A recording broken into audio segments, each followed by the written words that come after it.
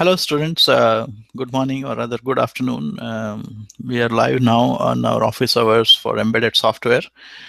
Myself and Prithen Barwa is here, our TA, and unfortunately, this week also Vincent is away for personal reasons, so he will not be able to join us. But next week onwards, he'll be back on regular office hours. But in the meantime, if you have any specific questions, please do post them on Piazza or come live here, and myself and Prithen will tackle it. So just as usual, we'll start with some announcements. So I hope everybody is doing well, and because we had a little bit of a glitch or some clarification needed in the project, especially for the way the VEX instruction set operates and all that, we have given 1 week extension for the project, as you must have seen on T-Square. So the project is due now as per the extension. Of course, we'll not be able to give any more extension because we have a project 2, part 2, which is going to be assigned as per the pacing schedule. So it will be assigned towards the end of this week. I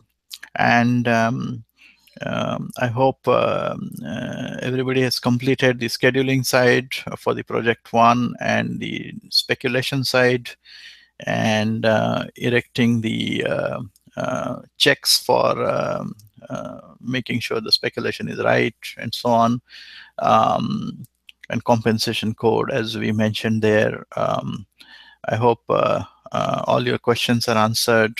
I hope teams are on their track. Please do tackle the speculation part, because that is really used in real world situations to get around the latency issues, especially the load latency issues, because what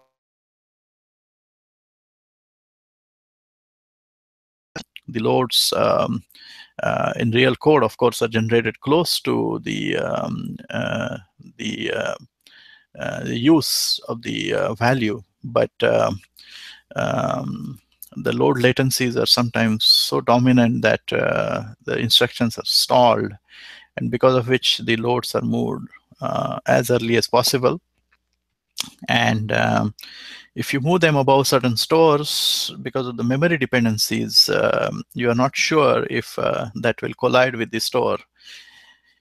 And most of the times, especially pointers and so on, it doesn't collide. You probably do different reads and writes at different memory locations. But obviously, you cannot take chances in case they collide, and that's why speculation. And so this is a real world example of reducing the load latency and avoiding the stalls, but also making sure the code is correct. So this exercise in the second part of the first project will give you a good exposure to these issues, especially for statically scheduled instructions such as VLIW. This is a very important issue, and because that is factored into the schedule, especially the latencies and so on. We are, of course, doing this particular exercise only for a single basic block. We are not doing it across different basic blocks, but that is where it gets really complicated, because if you move the loads across basic block, then there are issues about the control flow aspects of these, where to put the compensation code, checking code, and so on. And we are, of course, not doing any of those here, but those are further extensions of these. So I wanted to give some idea of what is forthcoming here. So as per the pacing schedule, we should have assigned the homework 3 on Friday, but just wanted to give you a little bit of room this weekend to finish off your projects.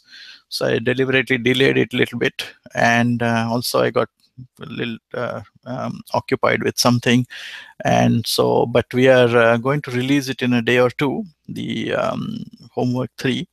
And we'll, of course, give you appropriate little bit of extra time for finishing it. So we had 2 other homeworks remaining in the semester 3 and 4, homework 3 and 4. And As I said, the project part 2 will be assigned at the end of this week, which will so let me talk a little bit about where we are in terms of the pacing of the course and what you must be working on and so on. So, so as I was looking at this pacing schedule, you must have started reading the papers as per the schedule. The first paper was about post-pass register allocation, which was scheduled in the last week. And the main goal was this particular paper was about trying to reduce the memory activity, which can cause energy consumption. So the goal of this particular paper is how can we use the remnant registers, which may be free, to reduce memory activity so that we can try to take care of some loads, remove some loads, and try to keep values more in the registers. So we have talked about two different types of registers in this particular paper that you must have read or you should have finished reading. The one of the registers is unused register and second is dead register. So the dead registers are free. They do not have any live value in it. And so one could just use them, scavenge them, and take care of some remaining loads, spill codes. And the second kind of registers are unused registers, which have a live value in it. But for this long interval where we have lots and lots of spills, these registers have not been, there is no use of this particular value, even if it exists in those registers. So what we do is then we spill that particular value in an unused register to the memory, free that register, load it with some spill codes, which have lots of uses in that region, and then restore the original value back after the region. So this is more complex. And of course, there are costs associated with it, which are more than the dead registers. And so doing this analysis, we figure out if we should be doing the unused register allocation or not. So, and we showed in the paper that if we do it, the energy consumption, memory activities are reduced quite significantly, and you can therefore reduce the energy consumption. Of course, the base level register allocator used in the original code generation does make a difference. If it is already a range splitting kind of register allocation, then the opportunities for this post pass are significantly reduced. But if it's a simple register allocator in a not such a sophisticated way, then obviously this technique will have a lot of merit. And so please go over that paper, do definitely read it, because this homework 3 is going to cover that. And also probably the next paper, which is on what we call as differential register allocation.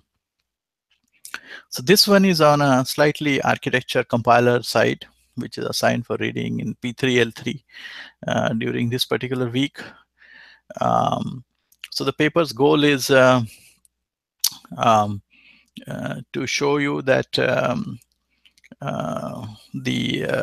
if we have lots and lots of registers, physical registers, we of course cannot encode them using a fixed number of available bits. So what do we do?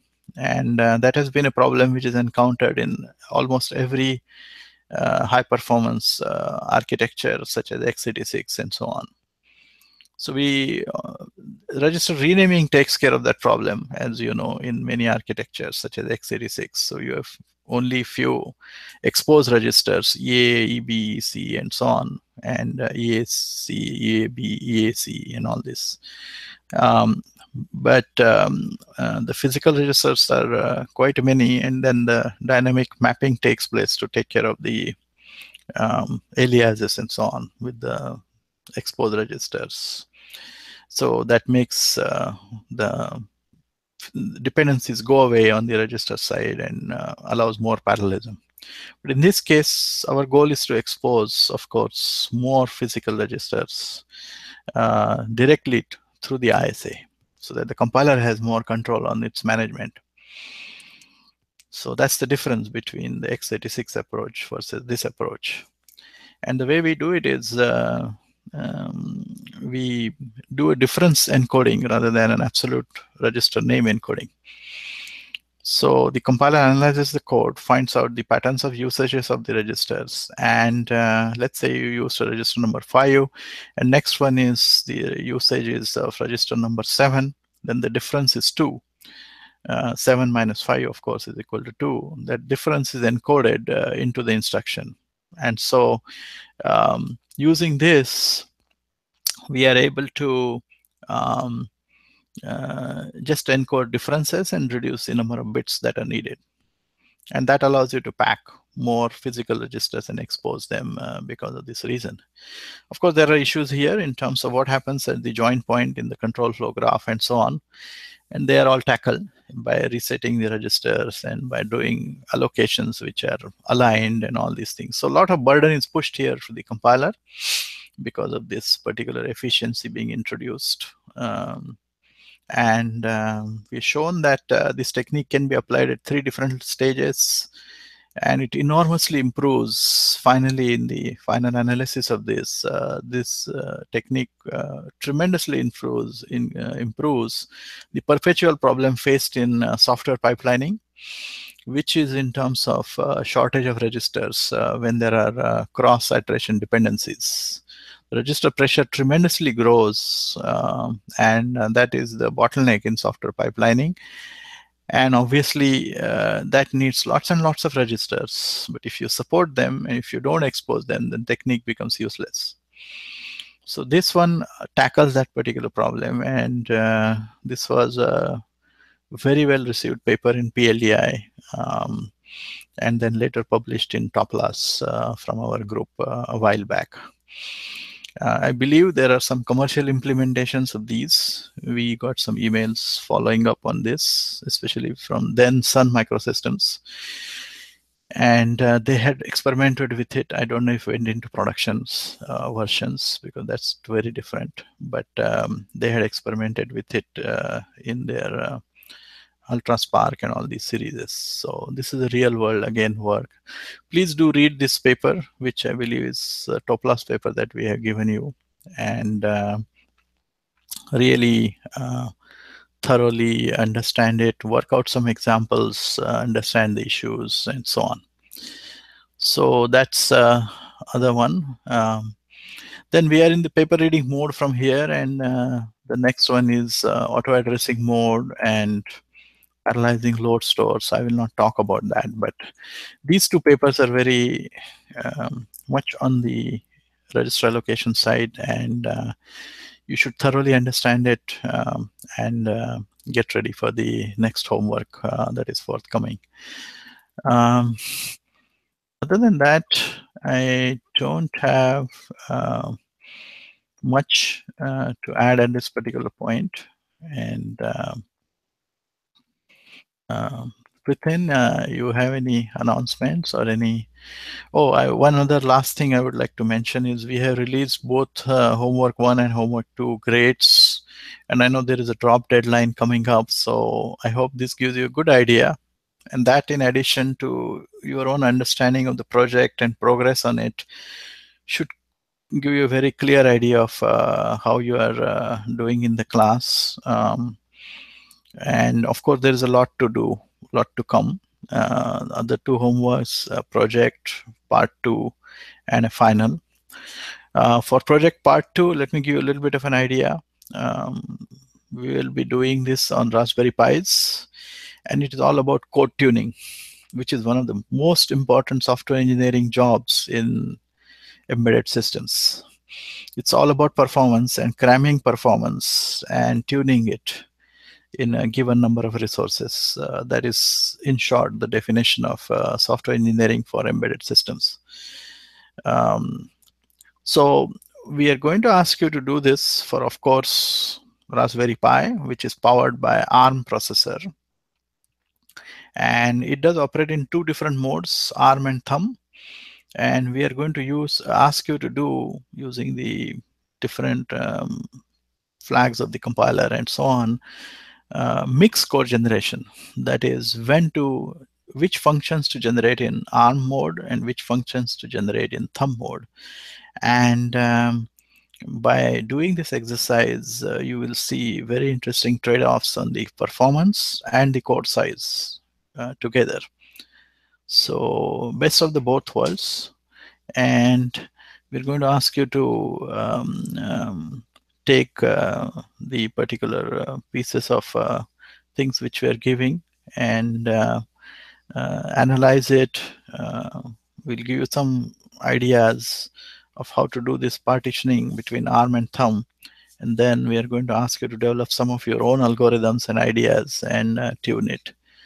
So that project will be done individually in terms of, because it's doesn't involve too much coding, but it involves a good bit of experimentation and trying to really come up with ideas and implement them in terms of, there's also a little bit of openness to the project. If you really want to, you can take advantage of the call graphs and this and that, and it will all be spelled out. So that is what is forthcoming. So just to give a heads up. That's about all I had to mention. Priten, you have any further things to add or any announcement at this particular point? I don't have any further announcements.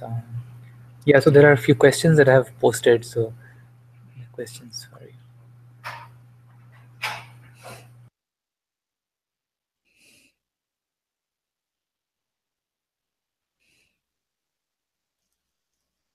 Okay, can students, there's one question here. Can students share performance number achieved with each other? So this is, I believe, about the project. You can share, certainly you can share certainly the results. Of course, you cannot share or discuss the code and share with each other, but you can use the numbers to make sure that, share it so that the other student knows that, hey, maybe something is going wrong here or something like that.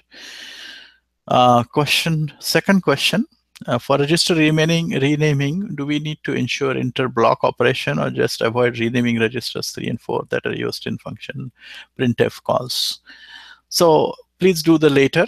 That is, avoid reusing the registers which are sort of used in the function calls, which you cannot rename and for which you will need some analysis and some other stuff. So just avoid using those registers. Third question, can you explain rule number 2 for tie breaking, when and how to calculate critical resource consumption? So I believe this particular tie breaking rule, I don't. Priten, do you remember what this rule is? Yeah, so I mean, like in our project, we have modified this second rule. So the second rule says that so we have to look at the data dependence graph, and whichever node has the highest fan out, that is, whichever node has the highest number of following instructions which are dependent on it, it gets the higher priority. Right. Okay. Now I remember. Okay. So But in the book, yeah, it was different. So in the book, the rule number 2 was we have to calculate the critical resource. So depending on how many resources are available and how many instructions are using each resource, so whichever operation is using the most critical resource, that gets the priority. So that was the rule number 2 in our Holman book. Okay. So I think he's referring to the Holman's books, not our rule, right? Here, the critical resource. Right. Yeah, he wants to understand the rule from the book. Yeah. Okay. I don't have the book, unfortunately, here. I believe the critical resource is what definition it may be the confusion about, is it? Right. Yeah. How to actually do the computation. So in the book it is mentioned. So he just wants to understand it, how it is being done. Okay. Do you have the book with you, Kriten, by chance, or? Yeah, I have the book with me. Yeah. Okay. Would you mind explaining this particular one then, if it's okay? just clarifying how the as you look through it, let me go ahead and do the so Prithan will address that today on how to do the critical resource computation.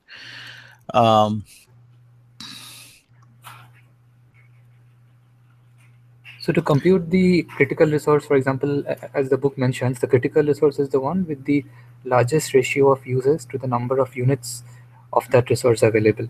So operations using more critical resource should be given a higher priority.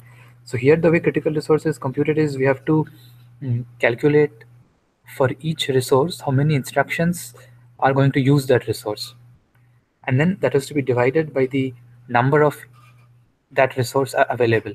So this gives us the ratio, and then whichever resource has got the highest ratio, that operation will get priority for the tie breaking rules. Got it. Prithan, do you mind just quickly putting a small example on Piazza just to clarify this? Okay, yeah, I'll do that. Yeah. Yeah, that would be great, because I think that immediately clarifies things there. The next question I will move to, and so Prithan will put a small examples of how to calculate the critical resource and the instruction prioritization from that. I think the explanation is pretty clear, but a small example might also help. Next question is 4 wide with no renaming is faster than 3 wide with the register renaming on my implementation. What could be the reason here? So obviously, it's a great question. Such things you will definitely see, and 4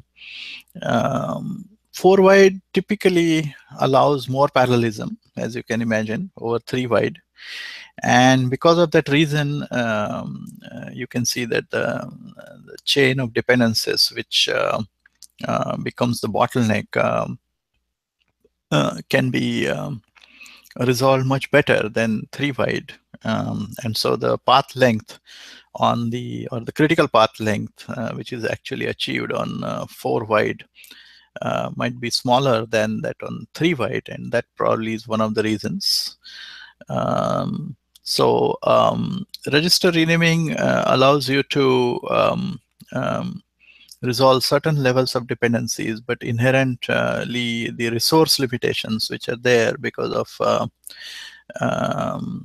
only so many instructions can execute in parallel. It imposes certain linearization or serialization of the instructions, and that's why the wider the instruction is, it allows more parallelization and less serialization. So that probably is the reason. You may want to look at the dependencies and the path which is produced here, and the delays that result because of only 3 instructions being allowed in 3 wide. It might tell you that certain instructions get pushed further down, and that causes sort of a secondary effect here, and because of which further delays occur and so on. Next question. It's about instruction scheduling. Explained in books on general compilers, aren't we the only ones that do scheduling? It is in the processor. So what about instruction scheduling? Does it occur in compilers only for VLIW or for other processors? That's the way I interpret the question. So the instruction schedule is a very important area, and it does occur for other processors also. Now remember that the instruction schedule, if it's not done, the window of instructions which are fetched together and which get reordered, it matters because of the instruction scheduling. So the instruction scheduling allows you to reorder the instructions, put some instructions together in a similar window, which could be fetched together, which could be dynamically reordered, and that could lead to more parallelism and things like that. So although the dynamic reordering occurs, it occurs only to the fetched instruction. What of course get fetched is a function of the linear organization of the instructions. And so it is really an important issue even for superscalars, for example. There is lots and lots of papers which talk about instruction scheduling for superscalars, and the goal is to make sure that the right mix of instructions is executed together so that they could be dynamically reordered, they don't stall, etc., etc. Instruction scheduling or ordering, I would call it more that way, is also has implications on the register allocation. As you can imagine, if we can move certain instructions and shorten, for example, live ranges and free up registers which can be used to drive certain other instructions, or the values could be stored in them, it allows you to come up with this better register allocation and gets you better code quality. And instruction scheduling and register allocation pretty much go hand in hand. These two passes are intertwined in compilers, production compilers also, and they iterate trying to better the register allocation by improving or reducing live ranges and so on. So instruction scheduling has many, many implications. The schedule length is being only one of them. The other ones being uses of resources like registers, locality of the data is another very important one. Because if you put all these instructions which use neighboring memory locations one after the other, then you get very good locality because the data will be found for subsequent instructions in the cache rather than taking a cache miss. So all this has huge implications, and they're all addressed together in instruction ordering pass, which is intertwined with register allocation and memory data layouts, and so on. Many times as I said, speculation is also used, as we are doing in our project 1, which is of course not just limited to VLIW. Speculation is a very general concept. Data and control speculation, and that also means you are going to move the instructions up. Again, that is dictated by dependencies, so an ordering or scheduling is an important part of this. So that is why it's a very important issue, ordering of instructions using dependencies. And of course, in a statically schedule, it becomes very, very important, because if you mess it up, then it has direct implications on the code quality, which becomes really bad. But in other cases also, it has a very big implication.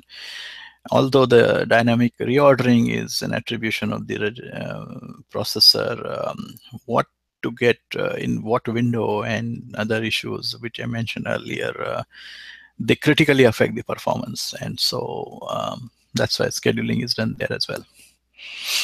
Thanks for a great question.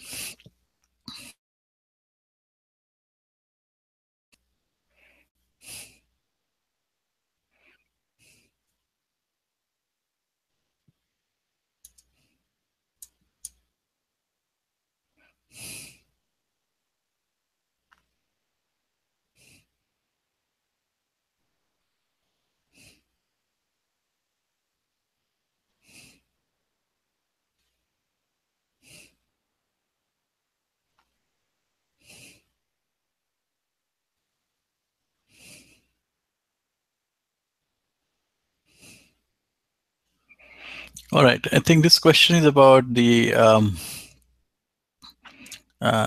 chk.s code. I'm seeing some performance loss after implementing speculative load. I guess this is expected with the scalar load verification code. And that you don't need to account resources required by checking code and assume that chk takes 0 cycles to complete.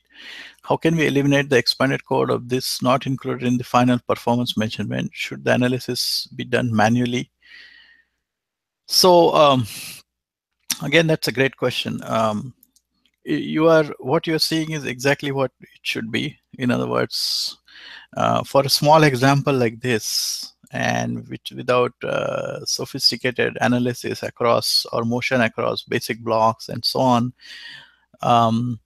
you will always see performance degradation here.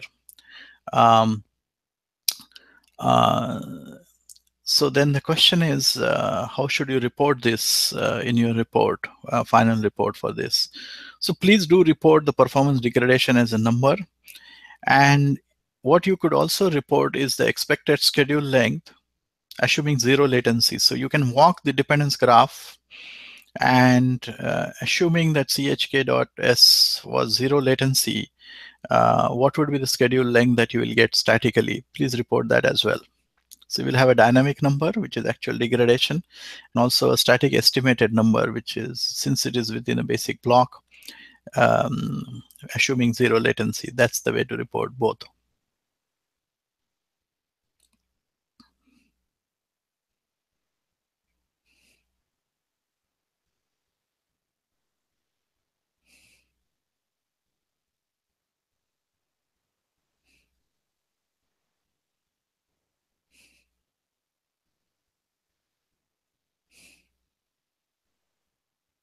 Again, great question here. But then, do we have any other questions? I think we were at question something 6 or something like that.